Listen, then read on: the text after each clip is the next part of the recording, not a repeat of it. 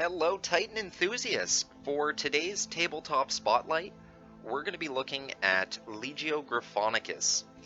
This Titan Legion has been around since the original rulebook. They're one of the first legions that we saw rules for the game, and they got quite a good following for them. They're definitely the poster boys of the game, in particular for the loyalist side. They come with some pretty cool rules and a bunch of war gear options.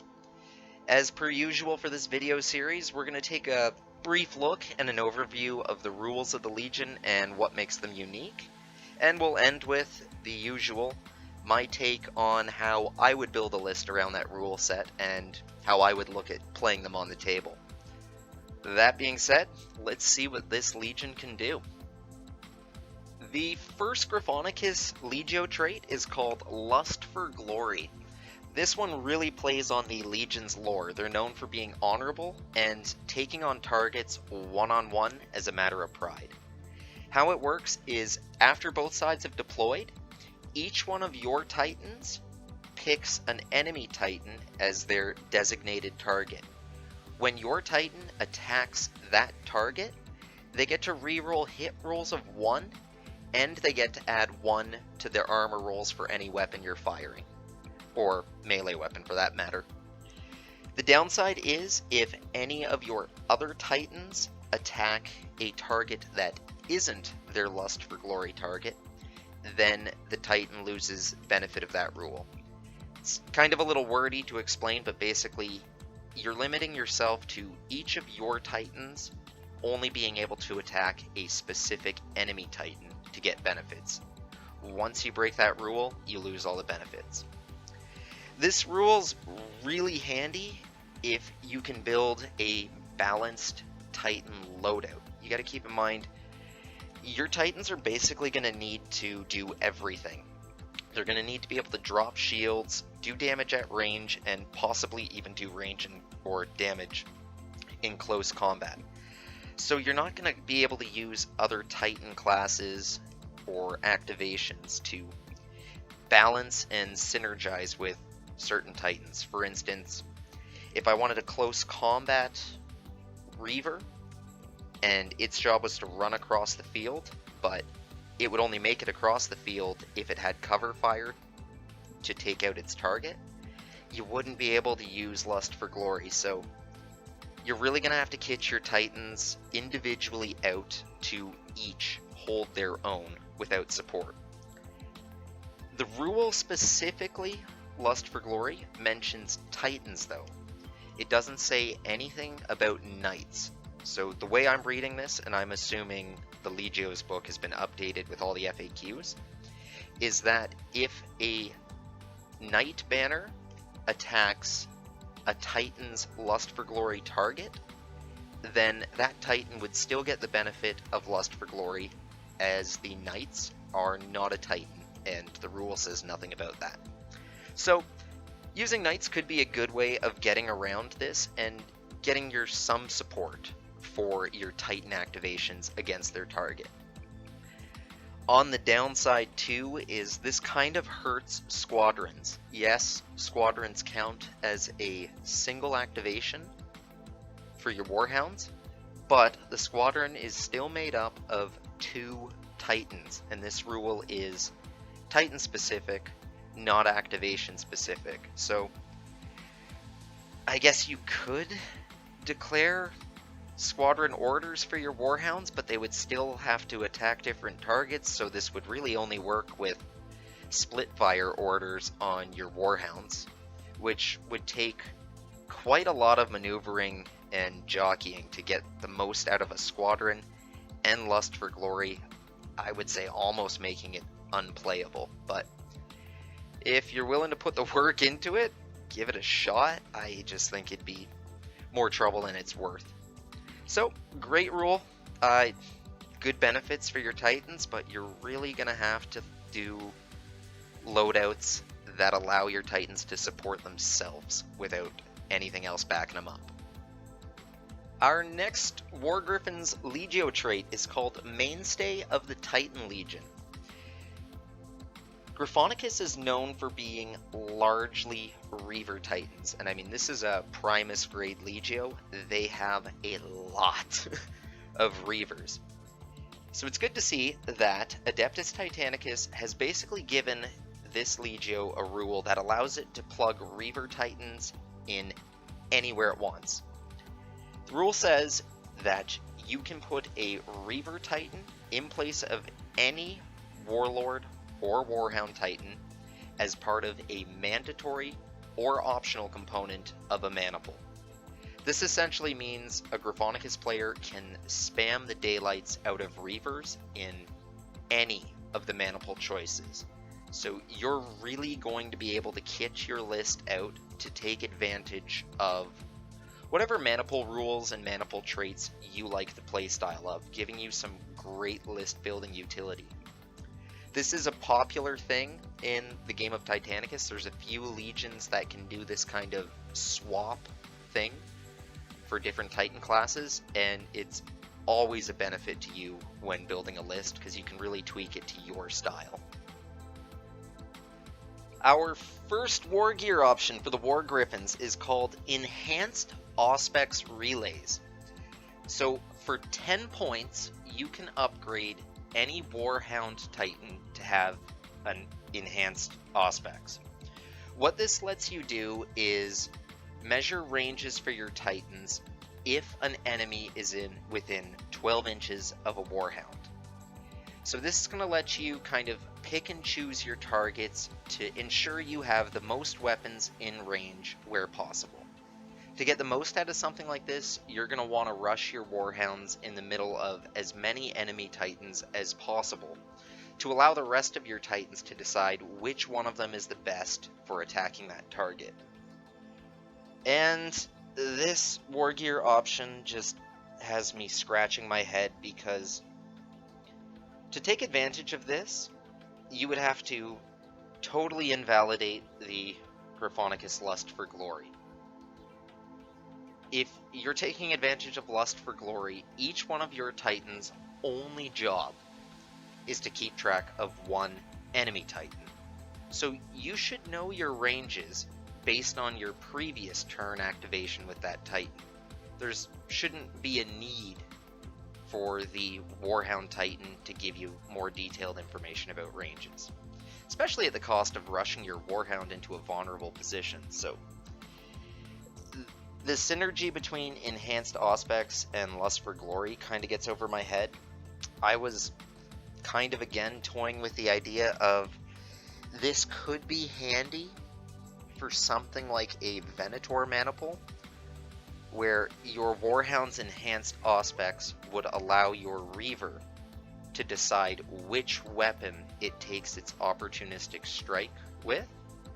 But if the Warhound attacked the target in a Venator mana pool to drop its shields, allowing the Reaver's opportunistic strike, then you've once again totally invalidated the Lust for Glory. So I'm kind of left scratching my head here on the Auspex relays. I would call it a pass because to take advantage of these, you have to totally ruin your ability of Lust for Glory, which is the best thing Gryphonicus has going for it. So I don't see why you would play Gryphonicus and loop in these Auspex relays. Please, in the comments below, if you have a sneaky way around this, let me know, because this one just leaves me confused. Our next war gear option is called Gravitous Plating. For 20 points, you can upgrade any or all Reaver Titans within your mana pool with this plating. And what it does is it increases the first tier of armor in your body and legs on a Reaver by 1.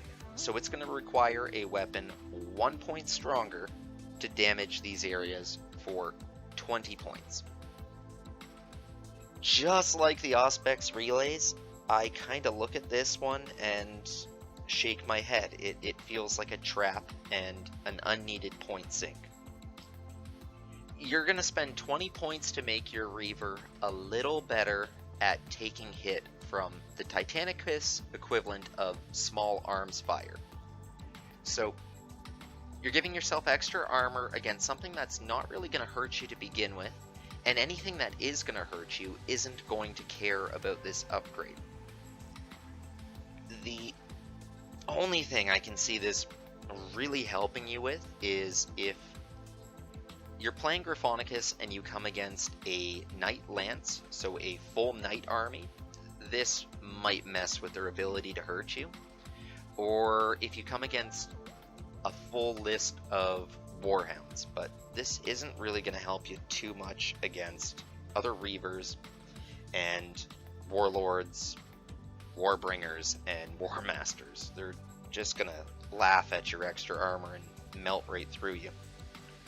On top of this, there's two other downsides of this that are worth talking about. One, it drops your speed characteristic and your boosted speed characteristic by 1 to a minimum of 4 and 6. So a Reaver starts off with 6 base and 9 boosted. If you upgrade the armor, you're looking at 5 inches base speed and 8 inches boosted. You've almost knocked yourself down to Warlord mobility. I know it's not that much of a loss of movement, but if you're Gryphonicus, you're going to largely be Reavers. You're going to want the Reavers to be mobile for the mission objectives like vital cargo, retrieval. You're also going to want them to stay as mobile as they can to take advantage of Lust for Glory and keep your opponent in your crosshairs. So limiting your mobility just seems like a bad idea. On top of that, if you take Gravitous plating, you are not able to take our next topic, motive subreactors. So your Reaver either has to choose, does it want extra speed or extra armor? You can't have both, and that's a decision you're going to have to make early game in list building, and it could be a different decision from Titan to Titan, but the Gravitous plating, again, just strikes me as smoke and mirrors and a bit of a waste of points. As previously mentioned, our last war gear upgrade for Gryphonicus is motive subreactors. And this is the only one out of 3 war gear options that I would actually consider taking at least once, if not on every Reaver Titan in my list.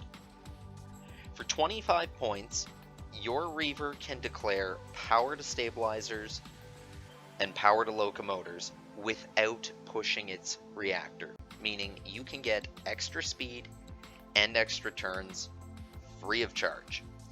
The downside or the cost to this is every time your Reaver takes a critical hit to its legs, you have to roll a d6. On a result of 3 or less, your Titan's reactor is increased by 1. But this is hugely beneficial to a Gryphonicus player. 1, you're getting extra turns and extra speed, which is really going to help your Lust for Glory ability. It's going to allow your Reaver to close in with its Lust for Glory target. It's going to allow them to out-turn them, constantly keeping them in the crosshairs. So, just in the interest of downing enemy Titans, this is a no-brainer. The Reaver's got a pretty good reactor track, so to only lose 1 point of heat for that much of a benefit is a no-brainer. On the plus side, or side note, this is actually really going to help you in missions like Hold the Line, I think, is the one where you have to get to your opponent's deployment zone, or table corners. This mobility is going to help you get everywhere you need to. It's also going to help you in a very obvious way with something like vital cargo and retrieval. You can essentially turn your Reavers into Warhounds and turn them into Titan assassins where you need it for Lust for Glory. So, motive subreactors, get the thumbs up. This one I will be taking a pretty good look at for list building. Typically, in Adeptus Titanicus, the Legion personal traits are, for the 3 choices, usually largely over or underwhelming. with maybe one standout or something that is obviously, yes, you're going to pick that every time. I gotta say, Gryphonicus does not fall in that boat. All three of their personal traits or Princeps traits are extremely useful. In fact, it's actually a tough choice which one of these three I'm gonna go for, or I would consider.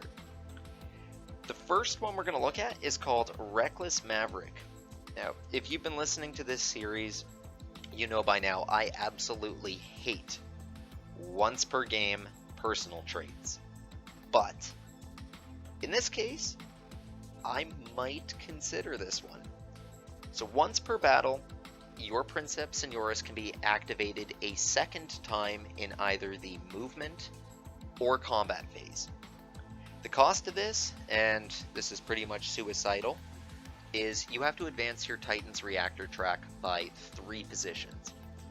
Considering your Gryphonicus, you're probably going to have a Reaver, so to activate in this way, it's pretty much suicidal. Where this trait is really going to help you, though, is scoring a kill on your Lust for Glory target early game. Your Princeps Senioris is going to get a double activation to down their Lust for Glory target, plus the reroll ones, plus the +1 to armor rolls. And the way to get around that 3 reactor level, especially on a Reaver Titan, you're going to want to potentially throw some of your stratagem points at something like Martian Servitor Clades. Anything that's going to allow your Princeps Senioris to repair themselves quickly without the need to do emergency repairs. If I was to go Reckless Maverick, I would probably build Martian Servitor Clades into my list, but this is totally going to help you with Lust for Glory. The next Princeps trait is called Master Duelist. What this allows your Princeps Senioris to do is to reroll all failed hits when attacking a target within 8 inches of them.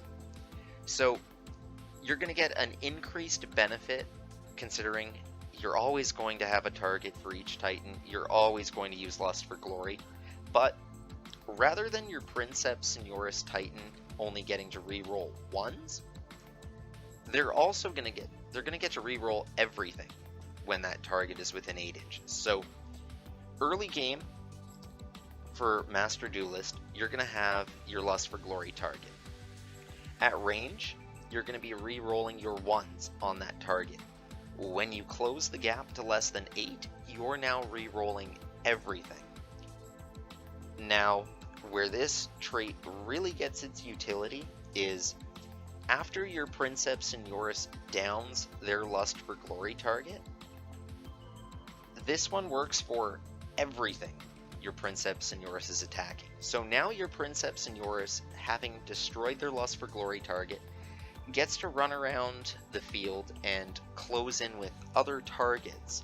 Once they're within 8 inches, they get to reroll all hits against that.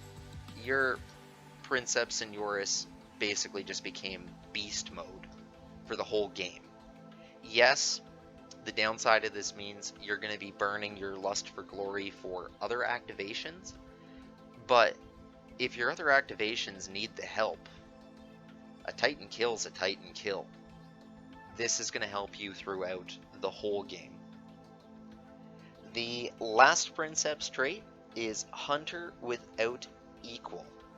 So this allows your Princeps Senioris to reroll all failed hits, but only when they're attacking their Lust for Glory target. So you're really giving your Senioris the early game ability to down their Lust for Glory target. You're not restricted to the 8 inches like Master Duelist. All game, you get to reroll all hits against your Lust for Glory target. This could be good. Well, I mean, Obviously, it's amazing for taking out your intended target, but where this one falls short is once your intended target is downed, your Princeps and yours kind of has nothing going for it. So this is kind of in the once per game territory, but extremely handy. Titan kill is a Titan kill once again. So all three of these turn your Princeps and yours into a lethal Titan killing machine, and all three of them can easily be integrated into your list. Those were the rules, and here's how we're going to use them. I'm going to base my Gryphonicus list off of a Ferox light maniple. This has a mandatory component of 1 Reaver and 2 Warhounds, and an optional component of another Reaver and another Warhound. We're going to go for all 5 of the Titans for this one, but I'm actually going to use the Gryphonicus trait mainstay of the Legion, and we're going to swap one of these Warhounds to a Reaver.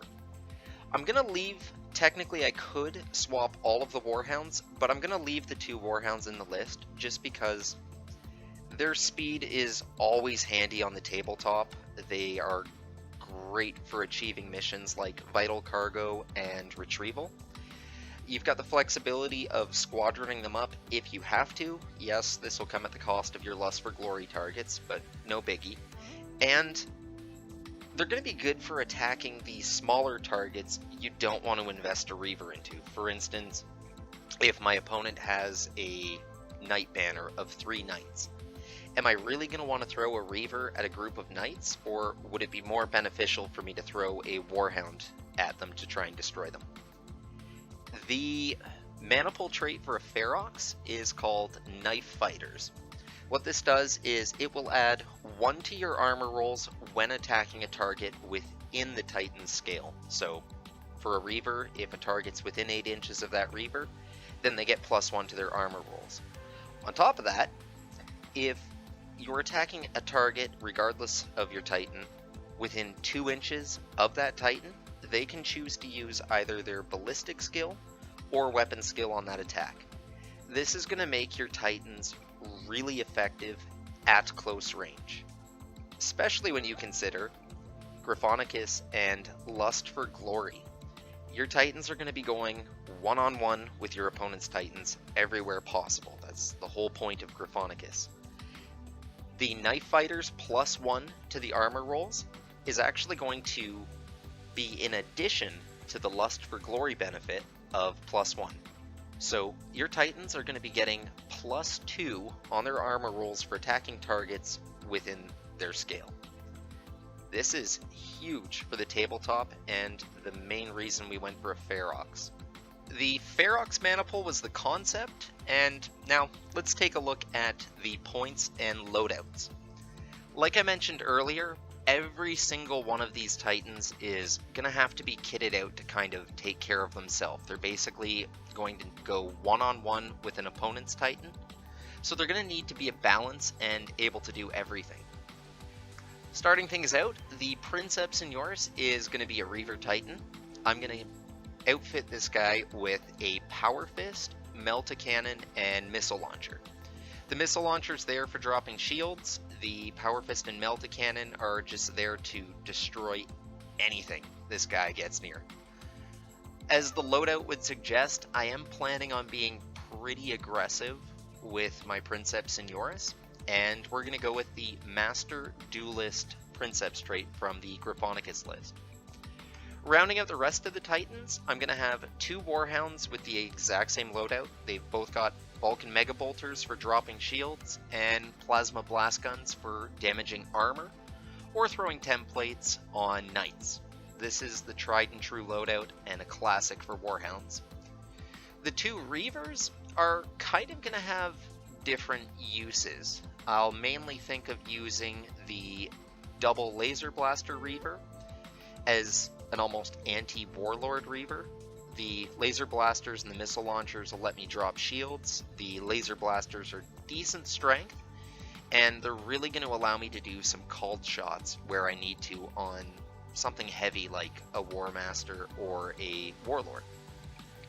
The other Reaver, only difference being a Volcano Cannon. This one's largely going to sit back in my backfield and throw shots where it needs to.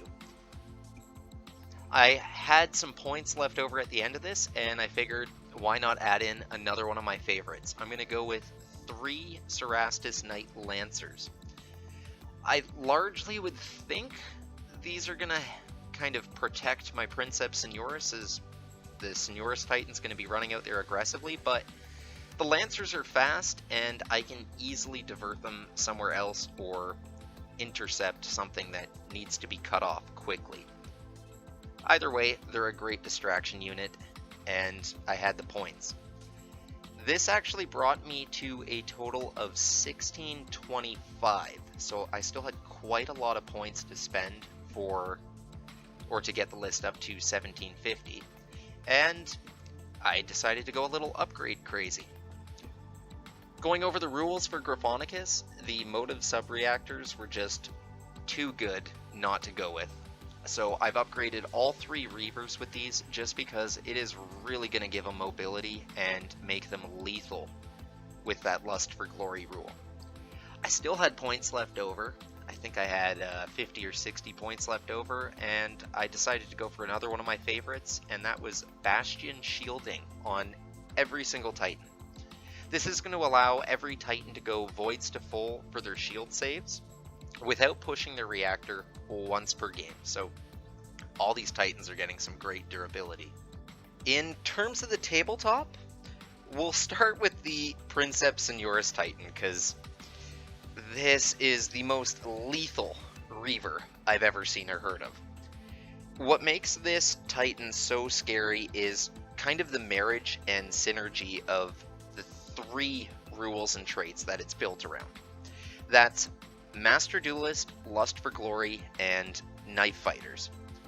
Starting things off, Master Duelist lets this Titan reroll all failed hit rolls on targets within 8 inches.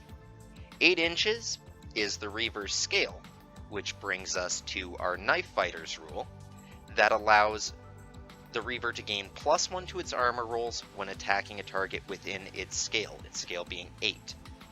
Now, this brings us to Lust for Glory. Lust for Glory allows you to reroll hit rolls of 1 when attacking your designated target, and you add +1 to armor rolls. So, to put this in perspective for you, this Reaver at range is going to be using its sub-motive reactors to close the distance, but as it's advancing, it's going to be using Lust for Glory to re-roll those 1s, largely on the missile launcher and the Melta, as it closes the distance. Once it makes it within 8 inches of that target, it's now going to be re-rolling all hit rolls and gaining +2 to armor rolls. As it closes in even closer to use that fist within 2 inches, it's now going to gain all the previous benefits, but it is also going to be able to use or pick between its ballistic skill and weapon skill for all the weapons it's attacking with. This Reaver is going to rip things apart. And again, it's the motive reactors that allow it to close in. Once this Reaver does its early game cleanup of its Lust for Glory target, it's going to again take advantage of those motive sub-reactors and bail out any Titan in this mana pool that needs help taking out their target.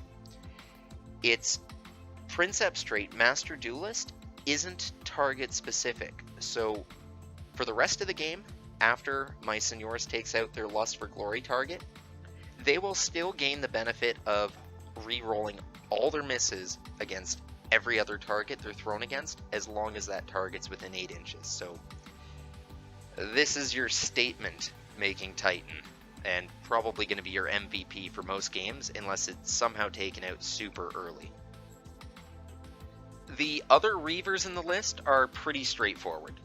Their only job is to take out their Lust for Glory target, and they're largely going to do this from benefiting from those sub-motive reactors. This is going to give them pretty insane maneuverability, which should allow you to keep your target in the crosshairs regardless of what you're going after. We've basically turned these Reavers into almost warhounds with their mobility. Once they've destroyed their lust for glory targets, well, you've now got the flexibility to throw them against whatever is left on the table. The warhounds for their part in the list, these are basically going to be my objective scorers. I'll largely be using them for things like vital cargo, retrieval, and denying my opponent things like hold the line. The warhound mobility just lets you get a lot done. Sometimes I may look at squadroning them, but for the most part I think they'll be true to the Gryphonicus lore and be lone wolves running out on their own. The warhounds are also going to be what I throw at my low threat targets. This will be things like knights and perhaps other warhounds.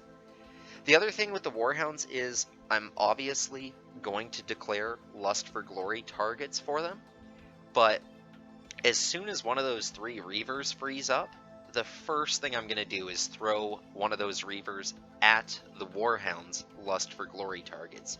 This will free up the warhounds to do anything else that needs to be done on the table, whether that's take out knights or score mission objectives. The last piece of the puzzle is the Cerastus Lancers. For the most part, I'm thinking like 90% of the time, I'm going to attach those Lancers to my Signorus Titan. Now, the Lancers are just there to protect the advance of my Signorus Reaver, closing with its lust for glory target. If something's going to move in and try and delay or bog down my Signorus Reaver, then I'm going to use those Lancers and divert them into any incoming Titans, almost as a speed bump, just to allow that Signorus Titan to do what it needs to and destroy its lust for glory target. Ultimately, I always love Knights because they are such a great distraction unit, and they're amazing for intercepting things that might prevent you from accomplishing your goals. That was my take on Legio Gryphonicus. I have to admit, this one was kind of pleasantly surprising.